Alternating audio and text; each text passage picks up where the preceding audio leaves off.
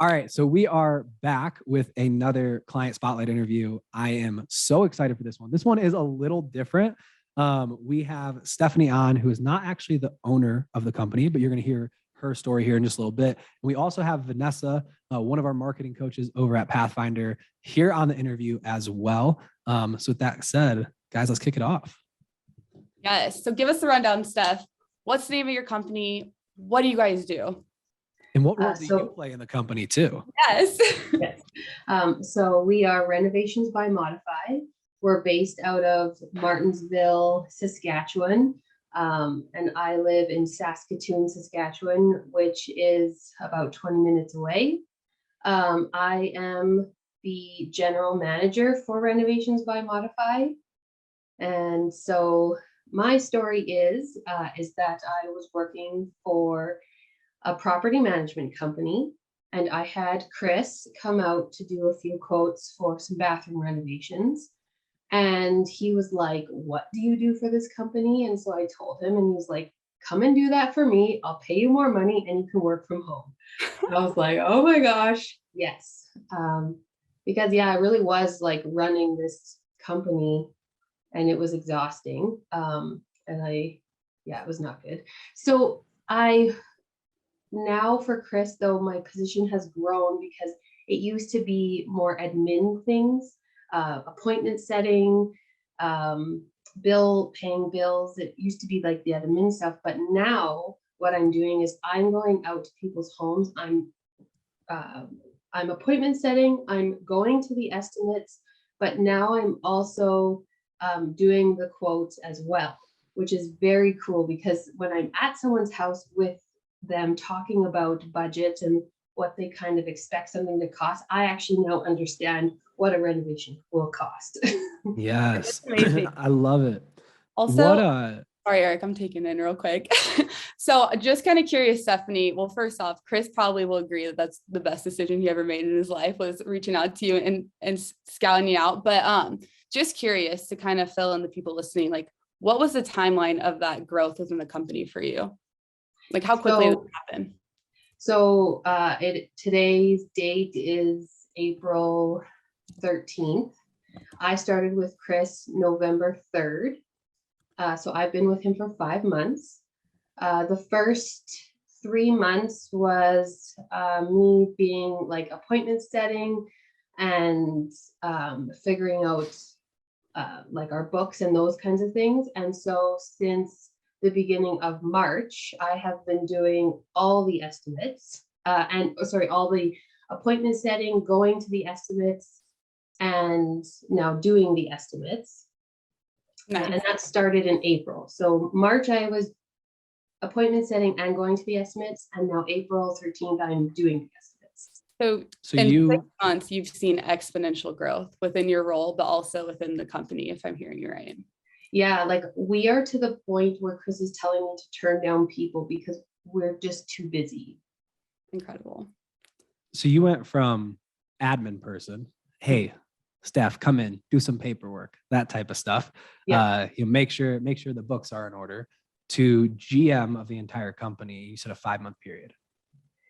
Yeah, well, we already knew that I was going to grow with the company because of, I guess, my person, like I am just a growth oriented person. So we knew my first day, Chris and I sat down and he was like, "I don't want to call you my admin. Like that's not what I want your title to be." And he was like, "What do you think about general manager?" And I was like, "Oh my gosh, like, do you know what that means?" I was very blown away. So I knew that my position was going to grow. I just didn't realize it was going to grow that quickly, which, because I'm a growth oriented person, I was happy. That's really cool to hear. I mean, that's such a great example of leadership on on Chris's end, right? Chris is the owner of the company, for those listening that maybe don't know. But that's something I do all the time with Vanessa and other team members, people that we know are going to grow and be leaders in the company. I'll often say, "Vanessa, I'm not telling you this as a marketing coach. I'm telling you this as a blah, blah, blah manager. Vanessa, I'm telling you this as a co-owner, right? I'm telling you this as a general manager," right? So they can start seeing the growth and seeing those other titles and those things. So that's really cool. I mean, that just is a testament to Chris and the leader he is. Talk to me about this. What are some of the like struggles you feel like you faced along the way? Because that's a lot of growth in a very short amount of time. There's a lot of responsibility to take over in an industry maybe you weren't that familiar with too, right? A little different. What? Let me ask you this first. What attracted you to a position like this in a renovation company, and what were some of the struggles you faced along the way? So 3 years ago, my parents and my husband and I bought a duplex. We gutted both sides, moved bathrooms, moved staircases. My dad is like a very, like, growing up, it was like, I don't care that you're a woman, you're going to learn how to hold a hammer, you're going to learn how to do this or that. So I grew up in an environment of renovations, of being handy and fixing things. So I actually went to school to be a veterinary technologist. So I am very used to an environment of fast-paced, fast-paced environment. And so working for different, like I've had a lot of different positions. So to me, this was, I know how to run a company. I don't want my own company. So I just put it out to the universe of, I want to run somebody's company. They will come and find me. And that's what happened, because I didn't want to run somebody's company who didn't want to show up every day. And that's what I was doing in my previous job. Whereas Chris shows up every day and I have to tell him not to. Yeah. Yes, you manifested this. I did. Yes. I love it. I definitely, and that is part of like being a leadership, is manifesting your growth. 100%. What made you want to, like, what made you so attracted to Chris in that company? Because it sounds like you were at a company where you kind of had what you wanted, but you weren't super fulfilled. You were looking for something more. And I think a big misconception we often see in the trades is people say there's no good help out there, right? Yeah. But there's a lot of Stephanies out there that are just looking for a better, different opportunity. But with that, as we always tell our clients is, look, you need to be the type of company somebody wants to work for. You need to be the type of company that a Stephanie, that an A player wants to come work for. What was it that attracted you to Chris and his company and made you feel confident in that switch?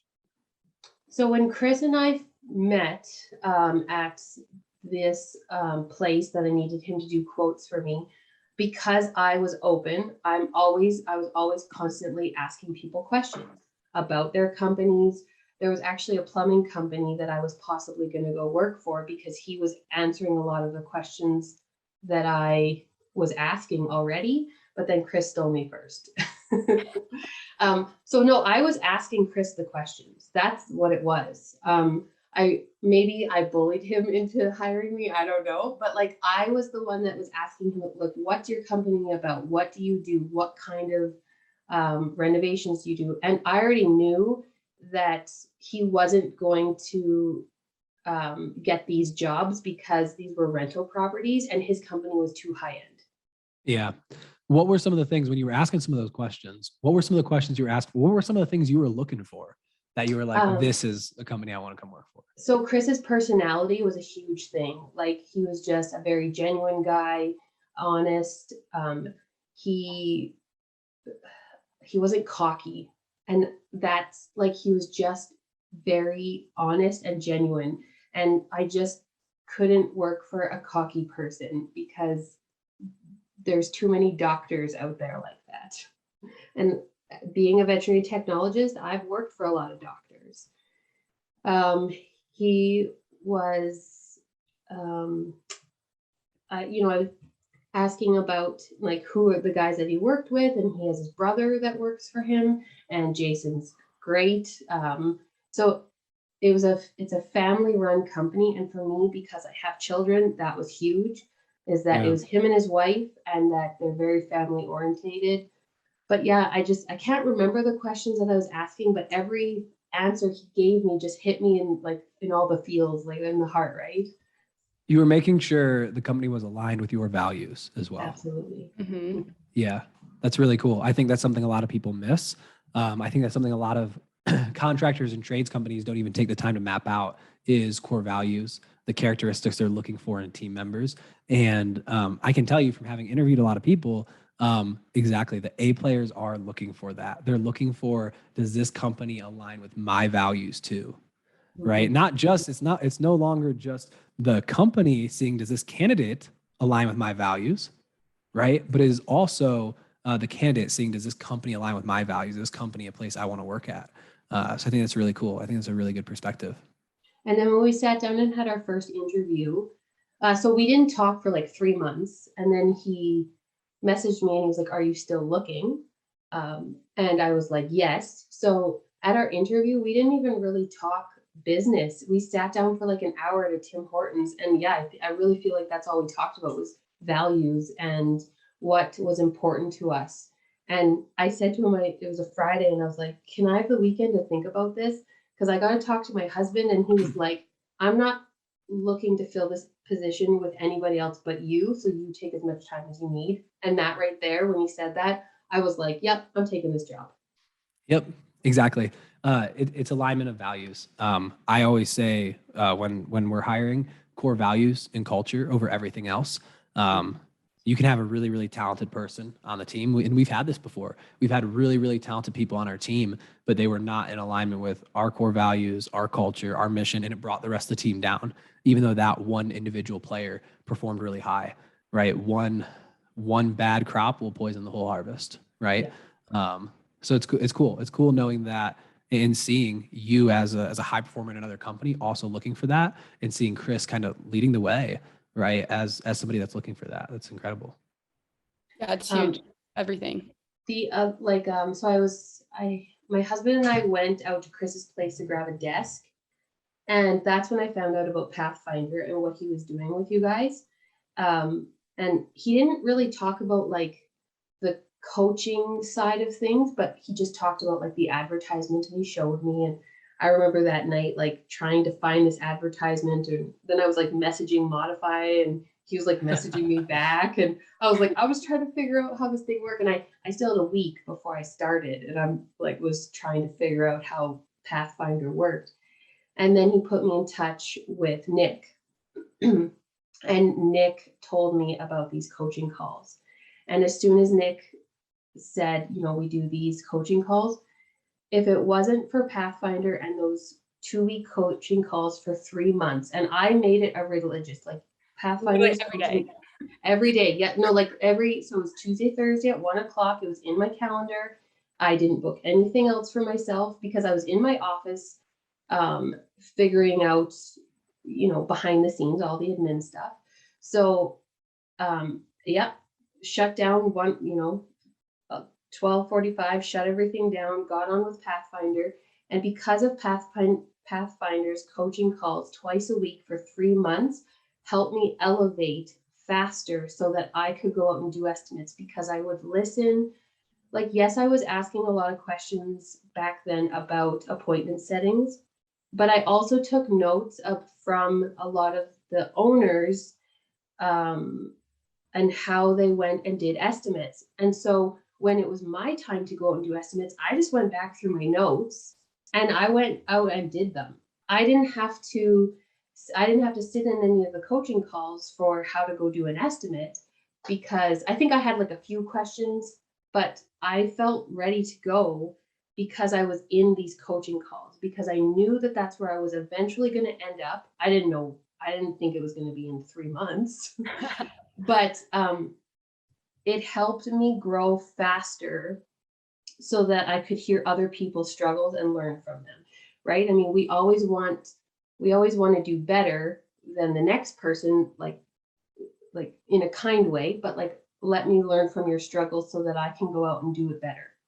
Yes, I love that. I feel like something I'm always telling our clients now is like, hey, like you might not have a question on this day, but show up to the call, because most likely a question that you don't even have yet, like, is going to be answered. You're going to solve future problems just from listening. And on that note, like, I'm just kind of curious, Stephanie, like, as you started and you were on the coaching calls, like what types of challenges were you facing before you really like got into them? Like, what were you seeing like within your position and like, I guess along the way during like your whole growth process?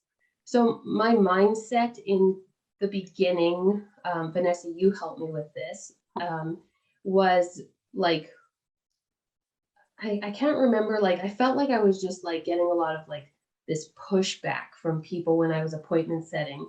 And so then I felt like I was getting pushback, but I wasn't getting pushback.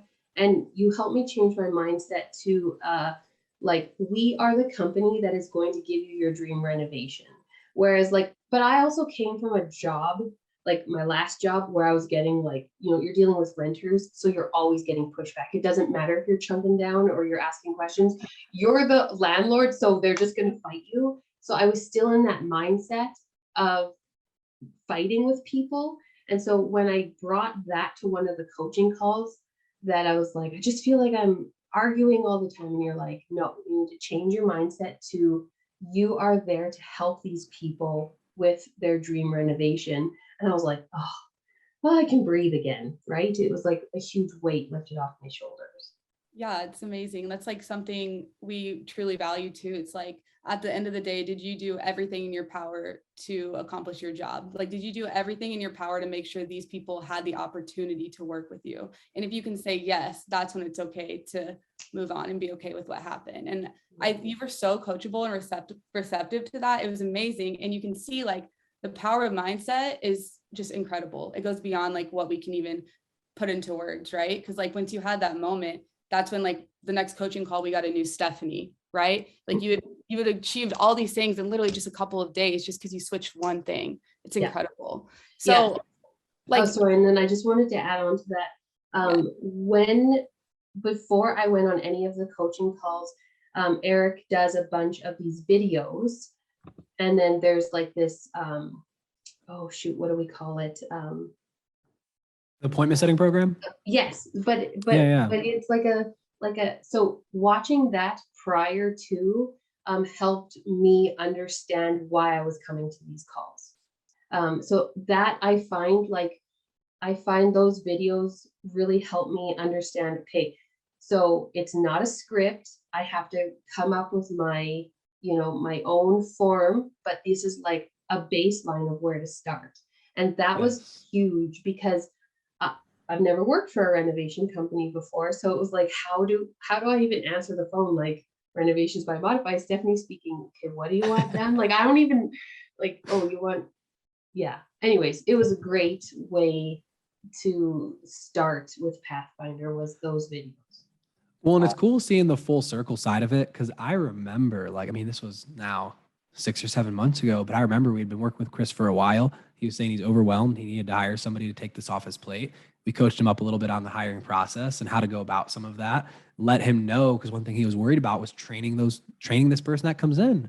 How do I train this person? And I was like, Chris, we got your back, dude. Like, we got this whole program. You can put them through that program. It'll give them a baseline and then put them on the coaching calls. They're welcome to be there. Like, so it's really cool seeing that come full circle. And that's exactly what it's for. The video program is there to give you a baseline, so then you can come to the coaching calls and get those other little gaps filled in, because every company is going to be a little different. The problems you run into are going to be a little different. So it's really cool just seeing it come full circle. One of the things I want to ask you about too, because obviously we had a lot of those mindset shifts. Like we were saying earlier, you came to, I think you maybe missed like 2 coaching calls ever. You've come to every now I'm missing one. them and I like feel guilty, but I can't. I'm needed on site, or I'm needed to go like do something, and now I miss them and I'm like, this is bad. Yeah, no, it's okay. It's okay. The thing I wanted to ask you, like even on today's coaching call we had earlier today, it's like you were almost like quoting some of my little sayings and analogies and stuff I use. Outside of the mindset, is there any like one or two things like tactically that you feel like really helped you grow and get to this full, GM position faster? Okay, I'm not sure I understand your question. Like today I was talking about chunking down, because that one, like, is that what you mean, or is that a mindset thing? Yeah, I mean, no, like tactically, right? Like things like you were like, oh, I didn't realize I should do this way, or I need to change the way I do this. Not just the way I think about it, but like the way I actually go about doing something. Yeah. So I've always been conscientious of my tone, which I know you talk a lot about that, but but I'm still a little bit more conscientious about my tone when I'm talking to clients. but mostly like when I'm talking to our, like I am a leader in the company, within the company. So even when I'm talking to the guys, I am making sure that my tone, that I'm fun and playful, because I really don't want them to see me as like, oh my God, here comes Stephanie, like such a biatch. Like, no, like I want to be, I want to be a positive leader. So, wait, I'm just going to try to answer this better. Okay, so putting my question when I'm on my appointment setting calls, I'm making sure that my questions are in the proper order. Because when we ask questions and they're great questions, but when they're in the wrong order, that is like not, we're just setting ourselves up for failure. So making sure my questions go in the right order. But yeah, I feel like I'm not huge. doing this question justice. No, you've given us like lots of good answers. Like asking the next logical question is huge. I think that's something people commonly do. It's super normal. And I think getting that from joining those calls is super huge. And even like chunking down things, like that's also huge. Like, what's the real reason why they're doing this? It's like Eric always says, like, seek to understand before you seek to be understood. When you chunk down, ask the next logical question, ask the right questions. That's when you figure out the root of whatever you're dealing with. And that happens, that comes to play with not just like, running an estimate and like maybe selling a deal, right? But it also comes to play with your team. When you are leading people, like understanding why they're doing things the way they're doing, like that's huge. Like that's incredible. That's a skill you got just from showing up to these calls for an hour twice a week. It's insane. And I mean, I've been in management positions before with other companies, but I didn't realize what I was doing. I was trying to treat people the way that I wanted to be treated, but now I'm treating them the way that I want to be treated, but with a purpose. And when I was in management before, I felt like I was always missing the other shoe, sort of sense. Like I was like, okay, like I know I'm doing this in a certain way, but now I understand why I'm doing it. And I think that is huge, is the why I'm doing what I'm doing. So that was also something that I learned from the coaching calls, is the why. That's the more powerful piece of it. Like from a sales point of view, from a management, from a leadership point of view, and you see this so much in like kind of entry level sales, which is what most of the painting industry and the renovations industry is. It's just, here's this script, here's some questions to ask, but knowing the question to ask and knowing why you're asking it are very, very different things, right? If you truly understand why you're asking it, then when you're put in a different situation where you need that similar type of question, you can pull from that.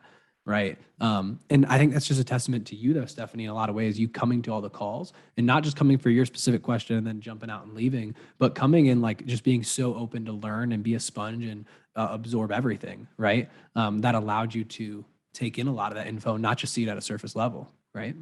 Yes. So Stephanie, deep question here. Okay. Are you ready for it? Yeah. Okay. What advice like would you give to someone else like looking to get a job in the trades and looking to grow quickly within their role? You have to be open to opportunity. If you're not open to opportunity, and like I'm still like I've told Chris, like I will retire with you, like I'm done, but I still want to leave myself open to opportunity so that I can grow as a person. And so, yes, you want to leave yourself open for opportunity. You need to write down your values on paper, write down your values and know like, okay, what I value in myself as a person, what I value in an employer. And you need to see those things, because I think like it's one thing to just think it, but when we can see it on paper, that's where we make it a reality, right? So 6 months before I met Chris, I wrote down what I want my ideal job to look like. I wanted to be in a leadership position. I wanted to be in management, and I wrote those things down, and Chris offered me everything that I wrote down. Like that weekend, I was making notes with Chris, and I was comparing those pieces of paper And everything, like, it was crazy. They were almost like line for line, everything like matched up. So cool.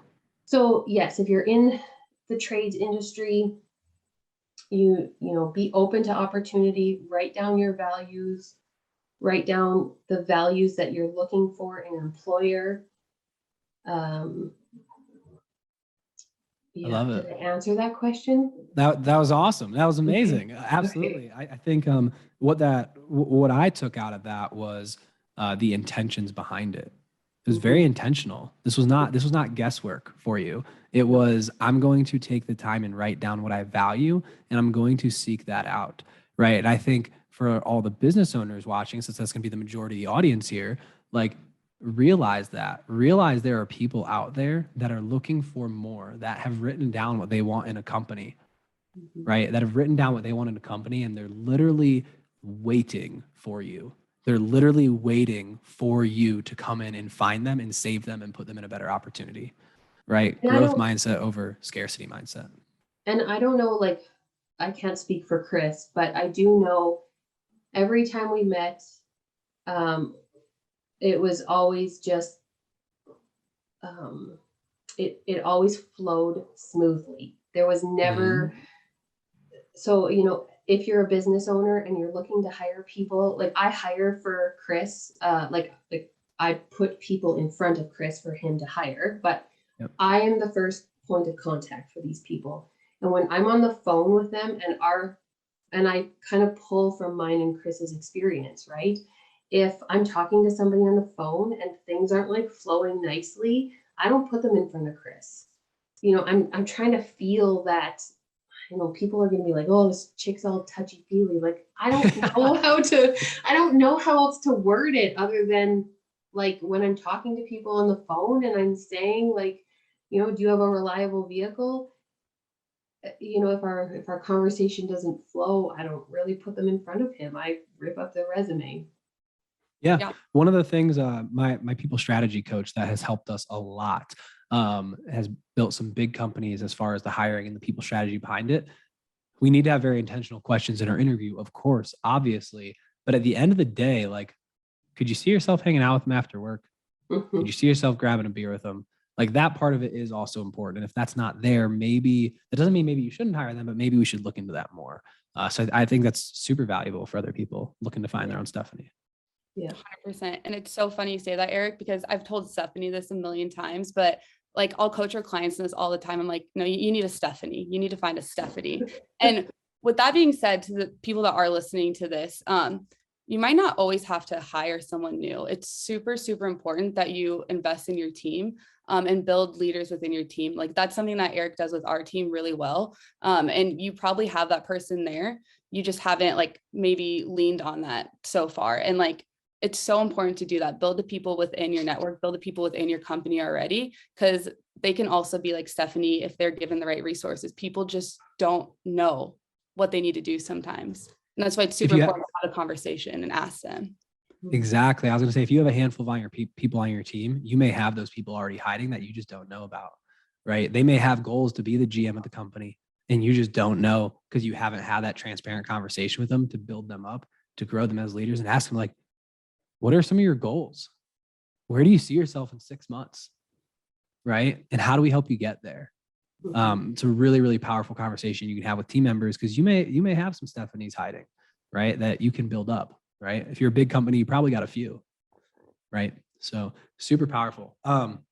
Stephanie, what for all the business owners listening, that exactly, because now you've seen a lot of them through 5-6 months of these coaching calls too. Yes. What, for those people that are looking to find a Stephanie, or not even just Stephanie, but they're looking to find A player talent, people that are growth oriented, people that can come in and grow and excel in a role, like, what are some of the things, like, what advice would you give to that person in terms of what they should create within their company, what they should look for, anything? What advice would you give to those people looking to hire A player talent?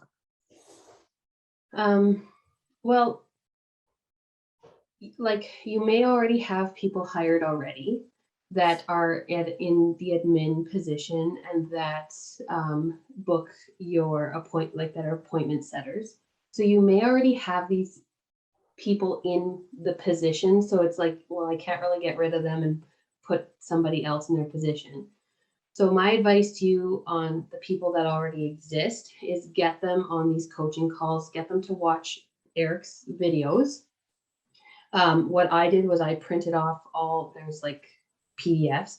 So I printed them off and made myself a little booklet, and then watched all the videos and then showed up to these appointment calls. So maybe you have to do something like every Tuesday and Thursday, here's the company card, go buy yourself lunch, and you sit and you be part of these calls for the next, timeline. And I realize you can't make people do this, but have those difficult conversations with these people on where they see themselves within the company. So, and then what did you call it? You called it a POA, Vanessa? Yeah, a plan of action, a POA. Okay, so have a conversation to have a POA with these people, have them tell you what they want to do, and not push them into this, because I wasn't pushed into this. I just already had the mindset of I've got to grow and become better. But it's extremely important for your players to understand. You're paying for these coaching calls anyway. So it's important for these players to understand how to set appointments properly, because there is a proper way to do it. I mean, it isn't just like you are selling this appointment. Like I sell myself to come to people's houses.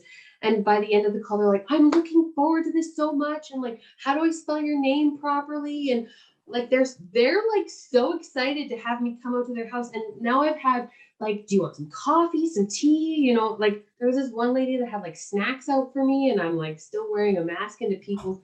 So I'm like apparently really selling myself to these calls, which was my goal.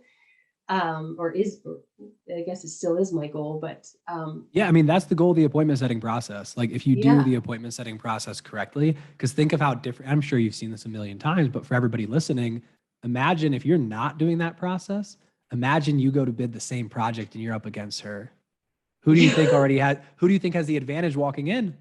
Right? It's just the truth. That I've already sold. process, I feel like I've already sold the estimate too, because like now I'm leaving their house. I know their dog's name. I know their kid's name. I'm like their friend. We've sit down and had coffee. Like, yeah. And exactly what Stephanie said. Stephanie is extremely talented, but this was not just like Stephanie came in and just was magically an amazing appointment setter. She came in and she studied it. She studied this entire process that I used to use when I worked for a remodeling company that did over 10 million a year and quickly became one of the top appointment setters there. She studied the process. She came, she asked questions. She was intentional about it, right? Like we were saying before. So very, very cool. Stephanie, two last things, and then we'll get you out of here. For those company owners, you've seen a lot of companies right now, right? Is there any things that you see from just observing some other companies that you feel like they need to make, or that trades companies, painting companies, renovation companies should be looking to make as a shift within their company to attract more A-level talent? Yeah, so write down your values. Who do you want to hire? What kind of people do you want? Write it down on paper so that you can be intentional and you can visualize it and see it, because those people are out there. But just because you're thinking it doesn't mean it's a reality, right? I mean, as soon as we write it down, it becomes real. There's a saying that the weakest pen is stronger. The weakest pen is stronger than the mind, or something like that. I can't remember how it goes, but like, write down who you're looking for, the values that you're looking within this person. Are they coachable and teachable? And maybe that's one of the questions that you ask, like, are you coachable and teachable? Like, because there are people out there that aren't. They're very closed off, and it's frustrating to work with those people. I'll be honest with you. It is hard. I feel like you're banging your head against a wall. And don't get me wrong, like I've had my days where I'm like, I don't want to hear it. I know I messed up. Like, sure. I got to mull in my mess for a second, and then Chris and I had a conversation yesterday. I know I messed up. I called him and I was like, okay, like these people think they're going to get a kitchen for $23,000. That's like pretty much going to be the flooring and the like demolition. Like I screwed up, like how, and I wasted an hour of my time. And he's like, oh my God, he's like, I do the same thing, you know, and I totally, like, I knew I made the mistake. I knew whatever I did in that call. And I went to him and I said, like, I wasted this time. This sucks. How am I going to do this better? And yeah, like we're going to do it better. Yes. Well, and that's how leaders grow. Yes. You coming initially and saying, hey, I messed this up. How can I be better? And Chris not being what I think, unfortunately, the tradesperson boss ends up being, yelling at you, telling how much you were horrible at this and how this can never happen again, and wagging the finger at you. But it was, it's okay. I've made these same mistakes too. Let me coach you and help you. That's building your leaders. So there's an analogy. It's called sitting on the same side of the table. Hey, that sounds familiar. I didn't get it from you, but I got it from a book. But anyway, okay, I love it. But no, like, and that's how I want to be a leader. Is I want to sit on the same side of the table as my people. I don't want to ever sit across the table from them. So that's what Chris does. Is he makes sure, he's like, I do that too. He's like, you know, you just, the heartstrings pull at you. You want to be able to help these people, but we can't. We are a high-end renovation company. Like, we can't help everybody. And if their budget doesn't allow it, we've got to move on. Yes, absolutely. Vanessa, do you have something you were going to add there? I was just going to say, like, you're spot on. Like, I'll be really quick with this because I know we're wrapping everything up, but like one of the biggest gaps of opportunity I see are these people are like, I can't find good help. I can't find the right people. And in reality, they haven't taken the time to write down their company's values of what they actually want.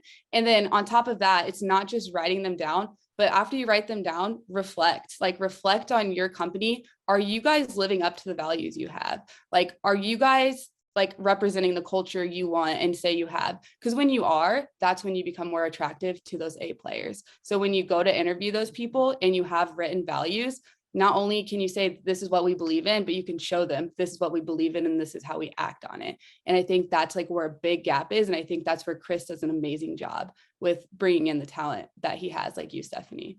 Yeah. And like, I haven't worked, this is my very first like trades company, but working in the field with, like, I work for a dentist, I've worked for lots of veterinarians and doctors, and they have the same mindset of like, how could you do this? Like, you know, you can never do this again and you're walking on thin ice.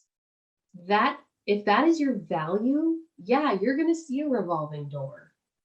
And so maybe you need to sit down and go, yeah, I've treated people like that, because that's why I've left. That's why I've had so many different careers, because that's why I leave. That doesn't line up with my values, and I'm an A player.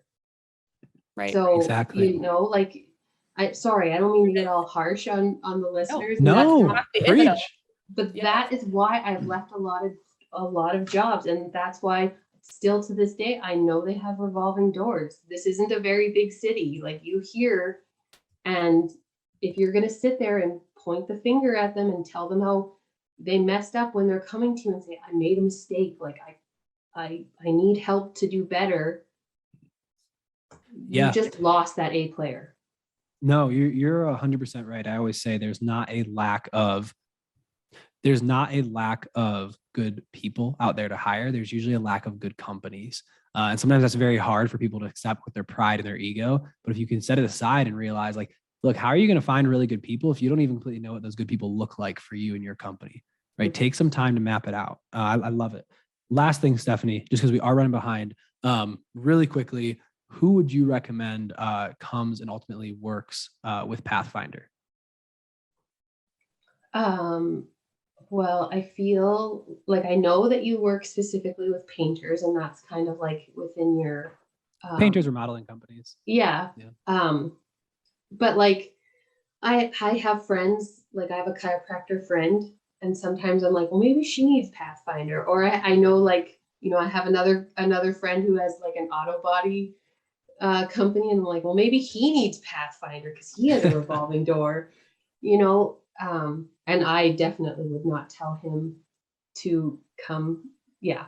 But like, and then I also have a friend, she has a cleaning company, and I take a lot of what I've learned from Pathfinder and I talk to her about, I chunk down with her about her company because she is receptive to that. So when you ask me that, I'm like, well, everybody should work with Pathfinder, because if you have a growth mindset, you should be working with a growth mindset company. But I know that you only work with painters and remodelers. No, that's okay. I mean, I take that as a huge compliment. That 100% means the world. So very, very cool. Stephanie, we appreciate you jumping on and sharing your story. I think it'll be super insightful for a lot of people out there. And yeah, we will see you here very soon on the next coaching call. Okay, thank you. Cool. Yeah, See ya.